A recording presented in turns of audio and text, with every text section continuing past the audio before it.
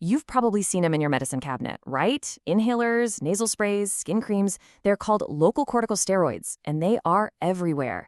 But when it comes to using them, especially for our kids, a whole bunch of questions and, let's be honest, fears can pop up. So today, we're going to cut right through all that noise and give you the clear, science-backed answers you've been looking for. So let's start with a scene that I'm sure a lot of parents can relate to. Picture this. A 7-year-old boy, he's got allergies that just will not quit. His doctor suggests a simple nasal spray, a corticosteroid.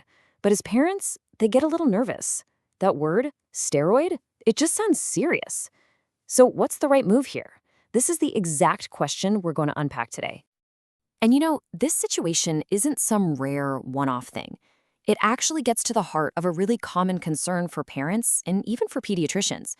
There's this constant tension between knowing a medicine works really well and worrying about what else it might do. And that fear is completely understandable. I mean, when we're talking about our kids' health, we all want to be 100% sure. These medications can be absolute game changers for things like asthma and allergies, but that word steroid can be, well, a little unsettling. Our mission here is to replace that feeling of uncertainty with some solid information. Okay, so to weigh the pros and cons like we should, let's get on the same page about what we're actually talking about. What makes these corticosteroids local, and how are they different from the kinds of steroids you might hear about in the news or in sports? The key word here, the magic word, is local. Think about it this way. If there's a small fire in your kitchen, you don't flood the whole house, right? You use a fire extinguisher right on the flames. That is exactly how these medications work. They're powerful anti-inflammatories that go straight to the source of the problem, whether that's in the nose, the lungs, or on the skin. And that precision is what keeps the effects on the rest of the body to a minimum. And they basically come in 3 main flavors for 3 very common conditions. For asthma, you've got your inhaled corticosteroids.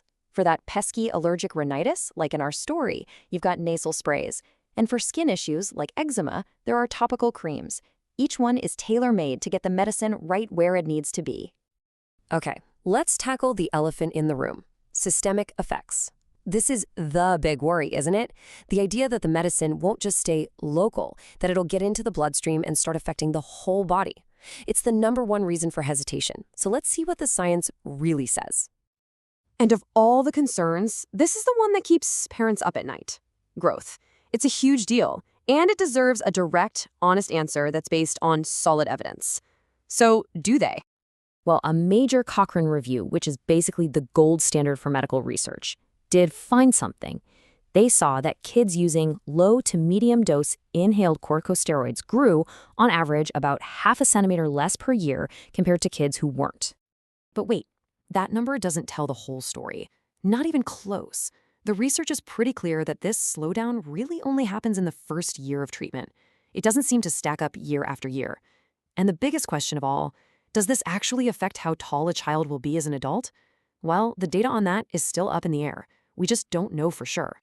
So what about those other body-wide risks? Well, the news here is actually pretty reassuring. The risk of messing with the body's natural hormone production, super rare at the doses doctors usually prescribe. What about bone density? Studies in kids show no significant differences. And eye problems like cataracts or glaucoma? Nope, no increased risk found with the inhaled or nasal types. So, while the risk of those serious systemic effects is low, you are a bit more likely to see some local side effects right where the medicine is applied. But here's the good news. They're usually mild, and even better, you can often prevent them entirely. Let's just run through this real quick. For inhaled steroids for asthma, you might get a hoarse voice or a little bit of a fungal infection called thrush, but you can pretty much prevent that just by rinsing your mouth out after you use the inhaler. Easy. With nasal sprays, you might get some dryness or nosebleeds, but that's often just about using the right technique. And with topical creams, things like skin thinning are possible, but that's really rare and usually only a concern with very strong steroids used for a long, long time. All right, let's pull all this together. How do we take these incredibly effective medications and use them in a way that minimizes any potential risks? Well, it all boils down to a pretty clear and simple strategy for using them safely, always with your doctor as your guide. Here are the 4 golden rules. Number 1, always use the lowest dose that gets the job done and controls the symptoms. 2, use it for the shortest amount of time you need to. 3, Regular check-ins with your doctor are non-negotiable. That's how you monitor growth and keep an eye out for any side effects. And finally, number 4, you gotta be extra careful if a child needs more than one type of corticosteroid at the same time, like an inhaler and a skin cream. And the research really says it all. The risk from these local corticosteroids is just so much lower than from the oral steroid pills that go through your whole system. The bottom line is that when you use them the right way, they work. They make patients feel better.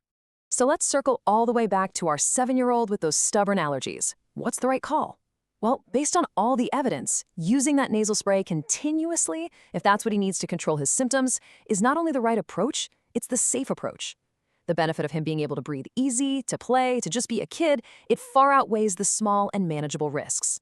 The goal isn't to fear these medications, it's to understand them. And when you do that and use them correctly with your doctor's help, they are incredibly powerful tools for a healthier life.